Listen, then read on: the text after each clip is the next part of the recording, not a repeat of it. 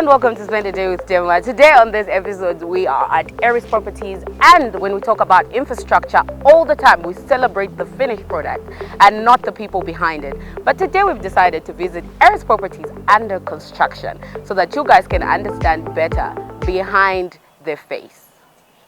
So today I was about to wear heels, but I decided to wear sneakers so that I will be able to walk properly, so that I show you every bits and parts of this particular building. But before we go any further, let's welcome the one and only Washington Chimuzu, the CEO of Eris Properties.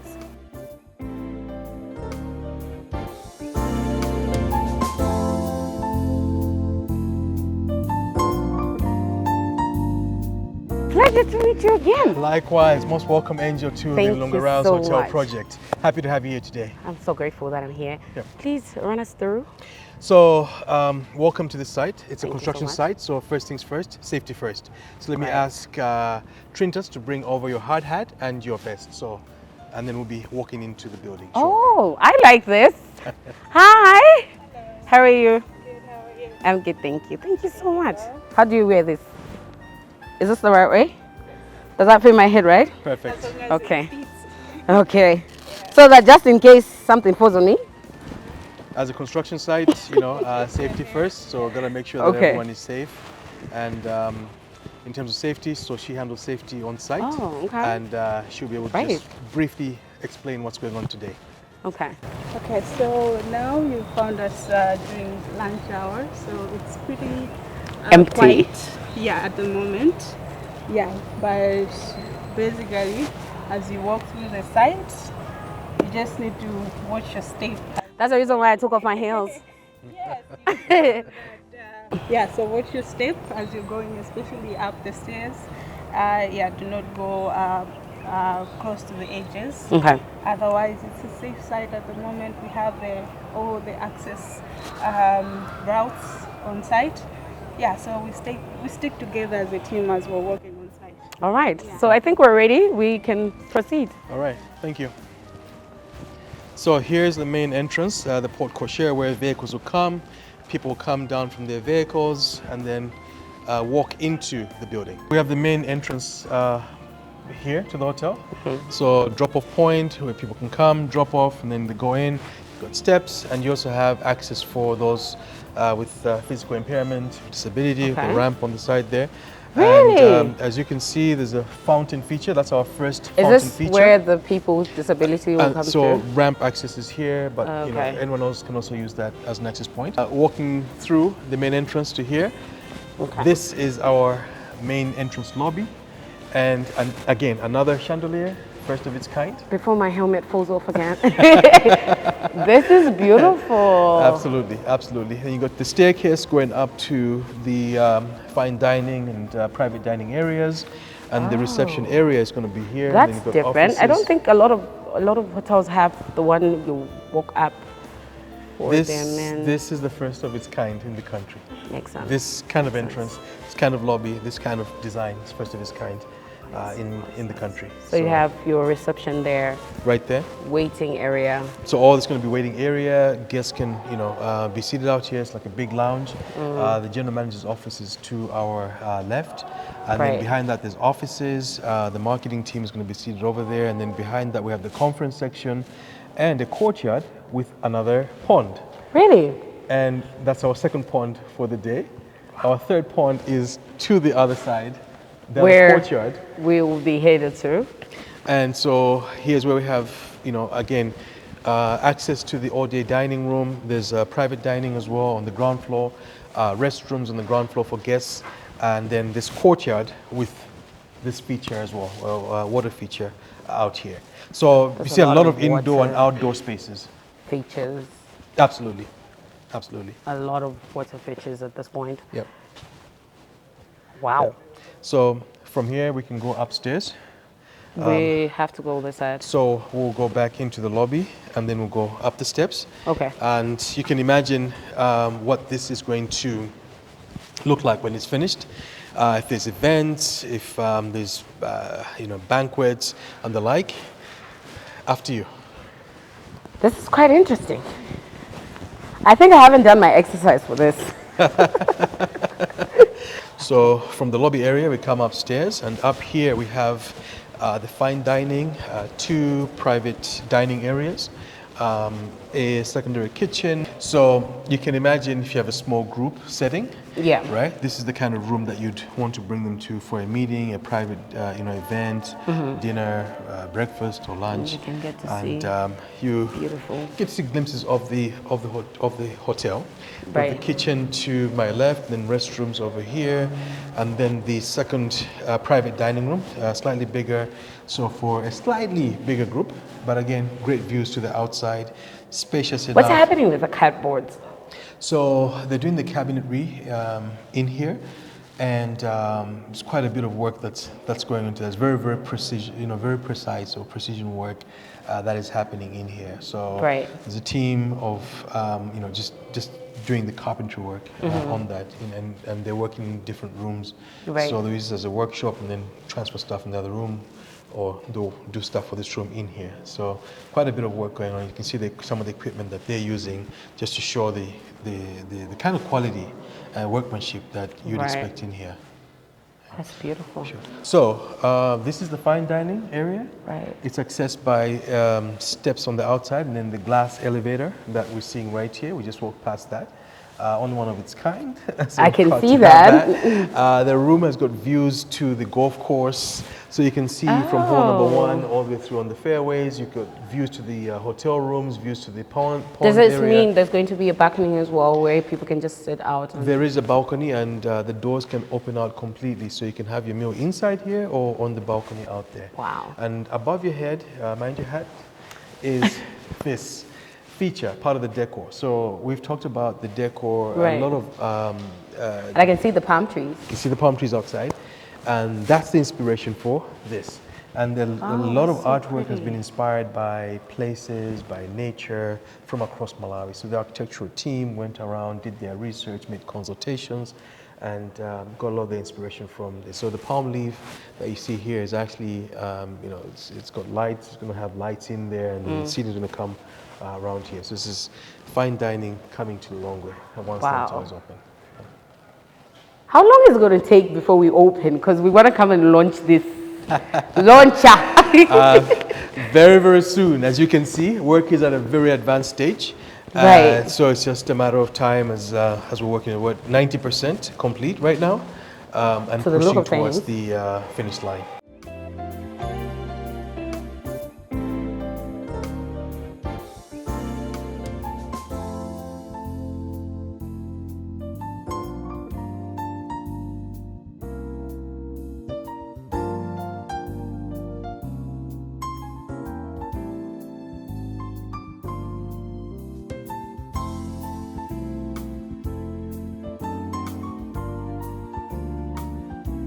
Oh, that's it. This is actually a beautiful place.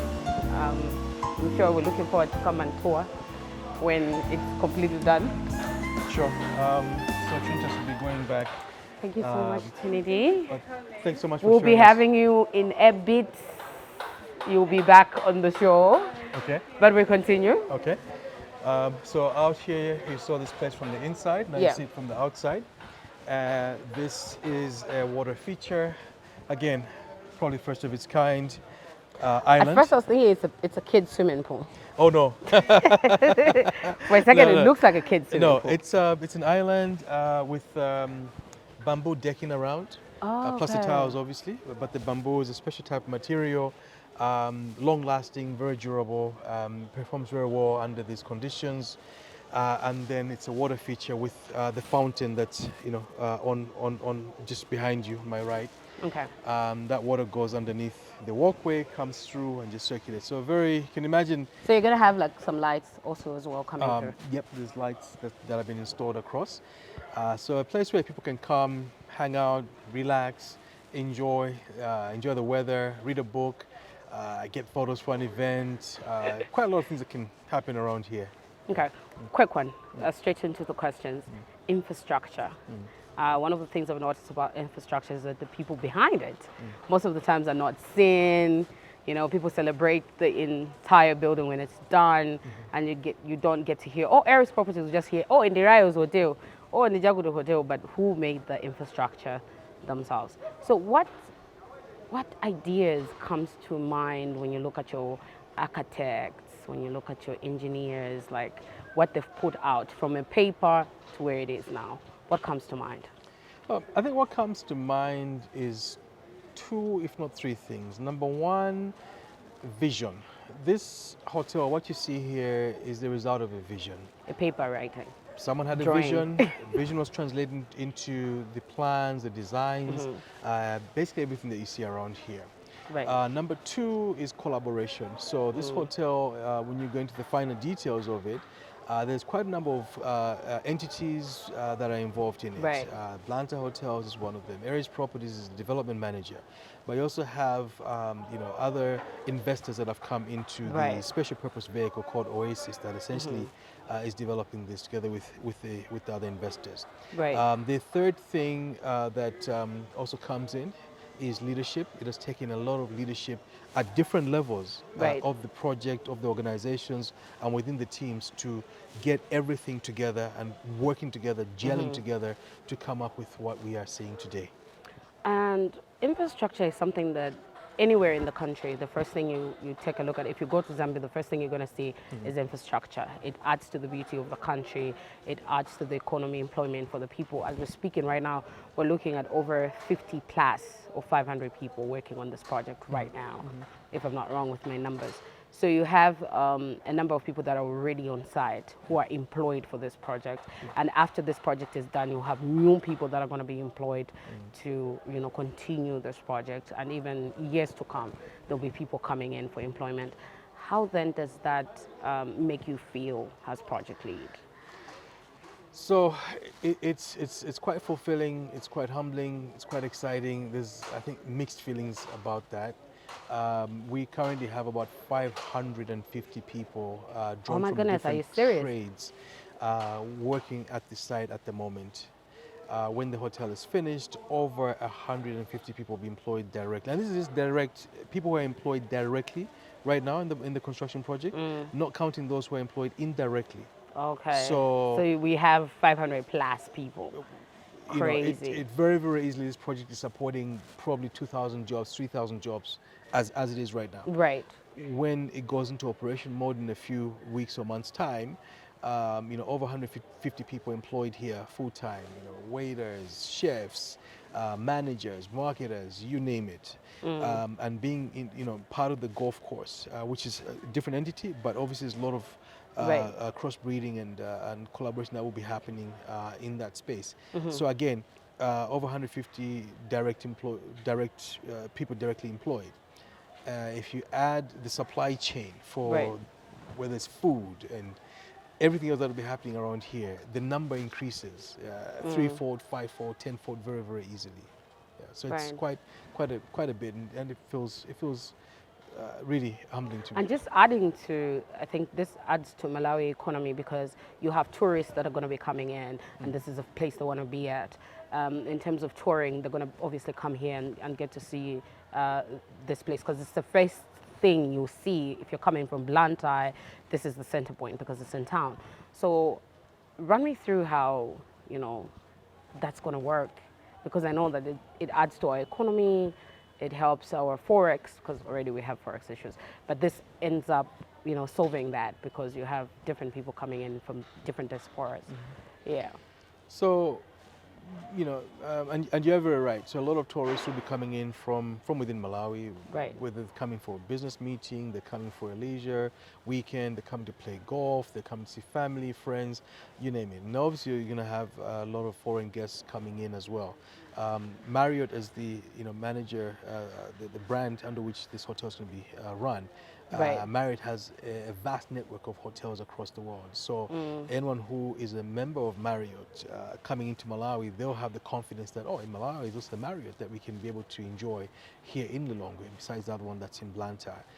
So this is going to, I think, have a very, very strong and positive impact on the tourism landscape. And as you all know, tourism is one of the key priority areas that has been on the government agenda and remains on the government agenda. So we're really proud to be a part of that and for this to be one of the contributions to that sector. And this is probably the single biggest project at the moment in the tourism space. So because we're talking about infrastructure, I want us to move to where now we can show people a bit more of an insight or a picture of what the hotel is going to look like, because I think this is where the magic of the hotel is. Sure. Minus the side. So after you. Please. So we're coming off the island. This is going to be very beautiful, because I think when the lights are on and the water is in, you can get to see the beauty of it. It's going to be beautiful at night, but also during the day, as you see. And right now, I'm going to show you the swimming pool area. Right, so we're coming up to the pool area here. And this pool area is meant for guests to enjoy. So there's two sections to it. There's the kids section, and then... I should be swimming in the kids section. Go right ahead. I can't swim to save my life. So there's no lifeguards right now, and then you've got the adult section over here. How deep is it? This is about 1.7 meters, I think, at some point, and then it sort of goes shallower towards the staircase on there. At the far end, you have the serving area, place where, again, people can hang out. To our far left, you've got the gym overlooking the swimming pool, and then the rooms are out there. And where we're standing is actually a waterfall. As you can see, the water level on this side are different. So the water is literally flowing right between us or underneath us onto the lower end. So it's quite an interesting project. It is. All right. So back to our questions. In terms of like what the hotel itself, what do you think are some of the things that it's going to help when it comes to government? How would you help the government throughout this initiative? Wow. So I think the relationship between the hotel and the government, or business and government, is a very, very symbiotic one. It's not a one-way where one is helping the other. It's a symbiotic one. So and it's a very strong partnership that the project has enjoyed right from the start throughout to this very point. I mean, you've already helped them hire about 500 people. So private sector is, it exists to create employment. And, the conditions are there to create employment, and this kind of employment. And you can see the impact that it has. And what that means for government is taxes, income taxes, corporate taxes, levies, fees, and so on that go to government. But even beyond the project itself, when the hotel goes into operational phase, again, job creation, taxes, and all those benefits that go. But government does also come in as a key supporter. Really? By regulating the industry, by making sure that there's fair practices across the board, by making sure that incentives are given as well. And we've had quite a number of incentives that government has given towards this project. Right. So it's a great relationship. Okay, we got to see an entrance, first of its kind, and we've also gotten to see, we were talking about private restaurants and all of that, and then when you go in, it's a whole different thing, because I think it's the first of its kind where you have the upstairs, have that, different fine dining and stuff. Dining, Yes. So my question is, what was in mind? Why have you gone off just the regular having it down to having it all the way on top? So the architects on the project spent a lot of time visiting Malawi, understanding Malawian culture, society and business, understanding Lilongwe, understanding also the history of the hotel, Rouse Hotel. And as if you may recall, Rouse Hotel was first established in 1915. So you're looking at a history of 100 years plus. So the oldest hotel brand in the country. What are travelers looking for? What are the trends out there, and so on? And there was a gap that was identified in coming up with the design and the concept that we have here. Right. So all this is responding to all those different facets. And I think it's going to be great for the city, great for everyone who's going to come to this hotel to have that experience, something different, something very, very unique. This is a project where people are working day and night to make sure that it's refurbished and it's up to play. Just looking at the work and the works that you guys are putting in, how tiring is this project? Because it looks very tiring to me. Tiring? Yes, it looks very tiring. It's an exciting project. Is it? It's an exciting project. You come here every other day, every other week. If There's you always come here something once a different. week, there's progress made. So you know, on Tuesday when we're here in the morning, it was just a concrete structure. Right. By the end of the day, it was plastered. Today here we're seeing the water filled up.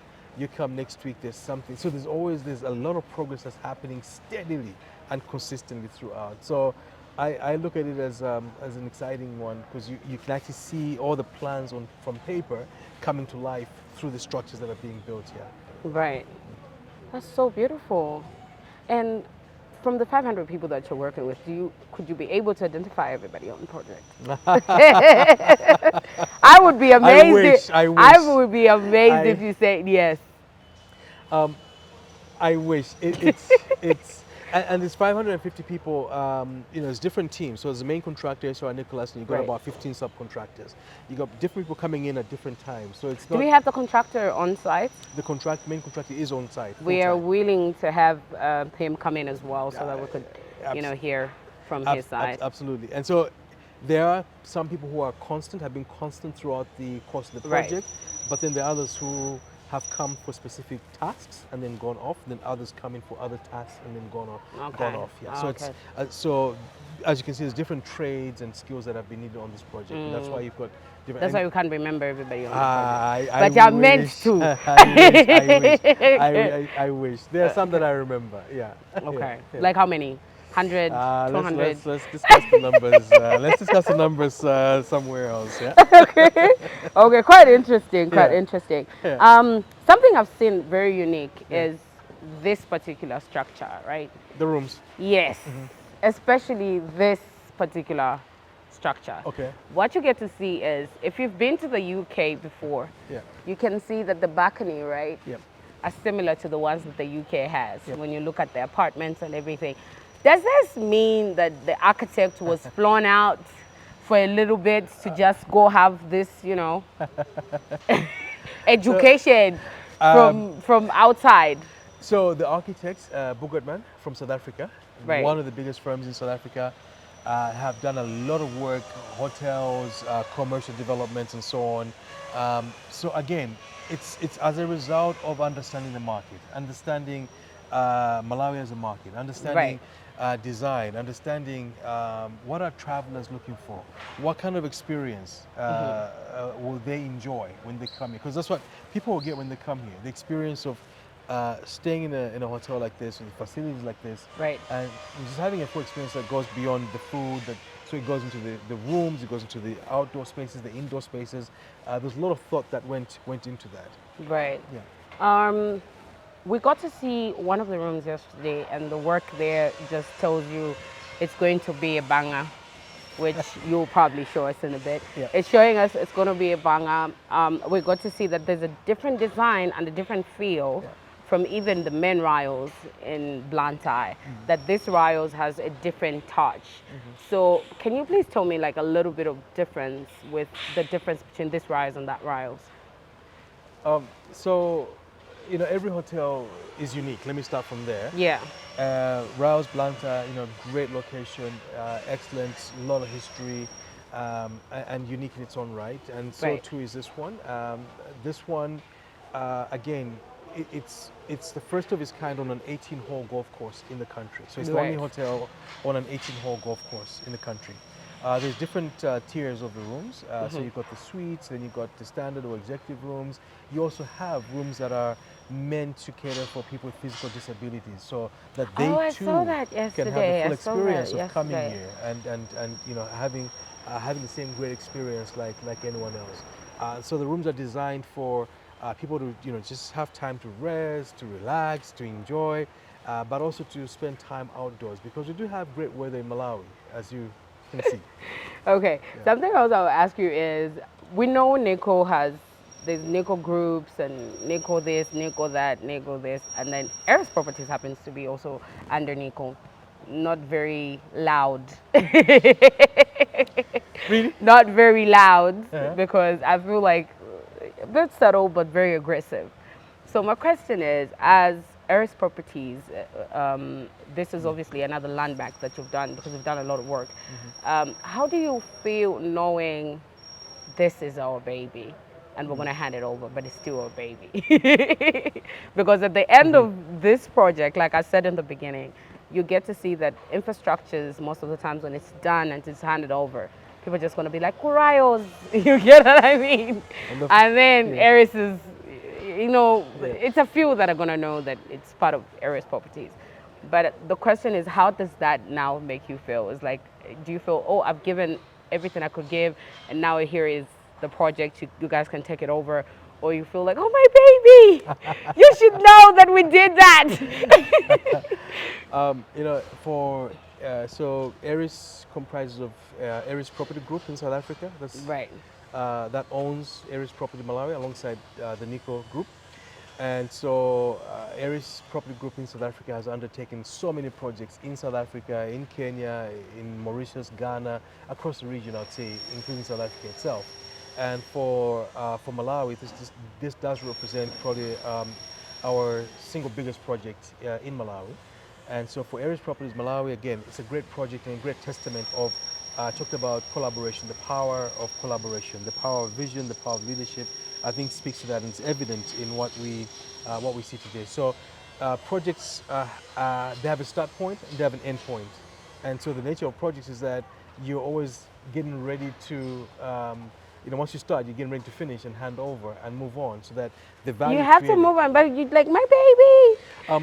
We'll always look at this project as something, with a deep sense of pride, but also humility. Yeah. Pride in the sense that we're proud to be a part of something great like this, but also humility in the sense that we've learned so much, we've grown so much, we've seen this from the ground up to what it is today, and Right. up to the point it's going to be finished. So it's an exciting feeling. I don't know how best to describe it, but it's an exciting feeling to just be a part of a big project like this.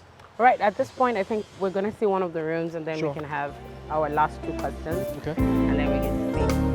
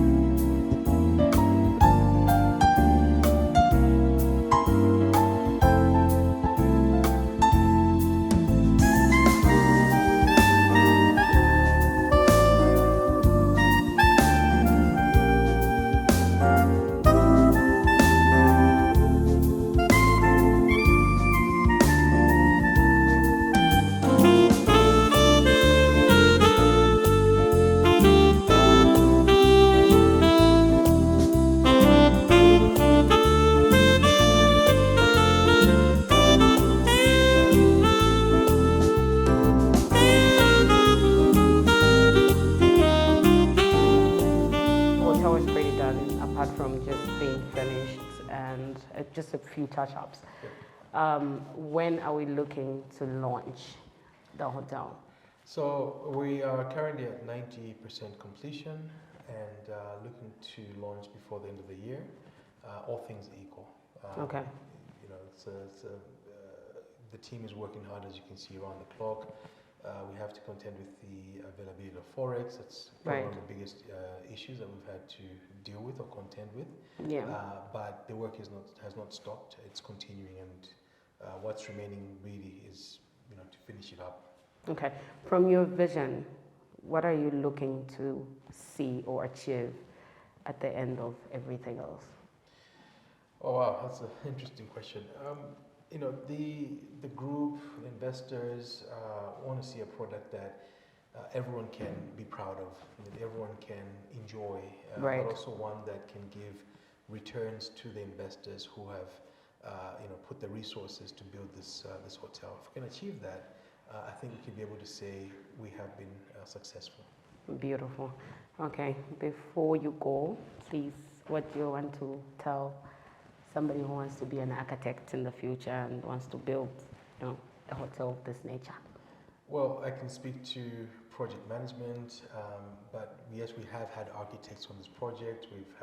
We do have architects, we have engineers, we have different kind of professions. I would have never guessed that. on this project. quantity surveyors, electricians, you name it. There's been, like I said, 15 different contractors. Right. When you look at Malawi, Malawi has got a infrastructure gap.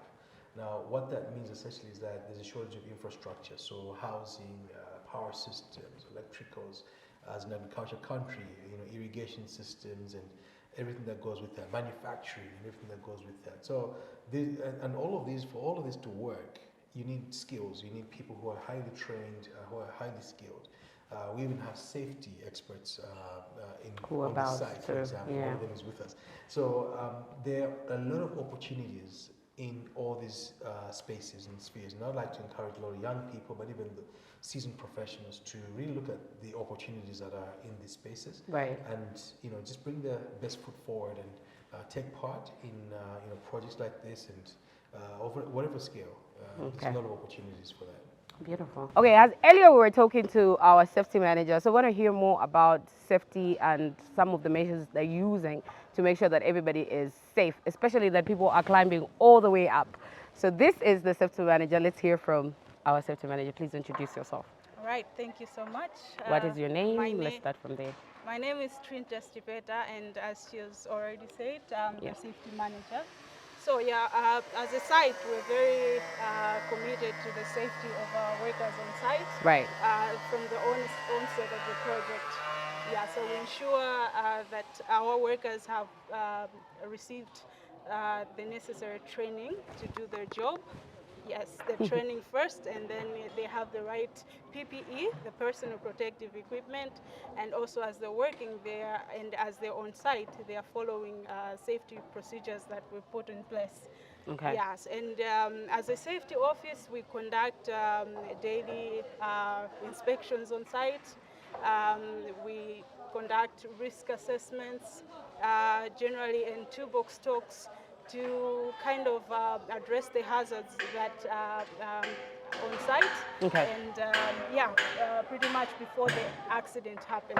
Okay. Yes. Do you also have like a medical personnel on site, like doctors? No, our office, we have people that are trained to conduct first aid. So we have first aiders on site. Yeah. We also have people that can address incidents on site, like if in terms of fire incidents, we have a trained team that is also working under the safety office. Yeah, so in the background, as you've seen, we have workers that are working at height. So as a safety office, we also make sure that they're wearing the right PPE, like the safety harness. Yeah, so by the end of the day, we want everyone to go back home as they came. So our motto is safety first, before the job. So as we're delivering a very good project, a quality infrastructure, we also want people's health to be of good quality. Thank you so much for giving us this time and this tour to be the first, obviously, to be in the building. And we are so grateful, and thank you so much for being, welcoming, like always. And thank you for having me on the show today. Thank you so much. For now, guys, it's goodbye from me to yours. Until next time.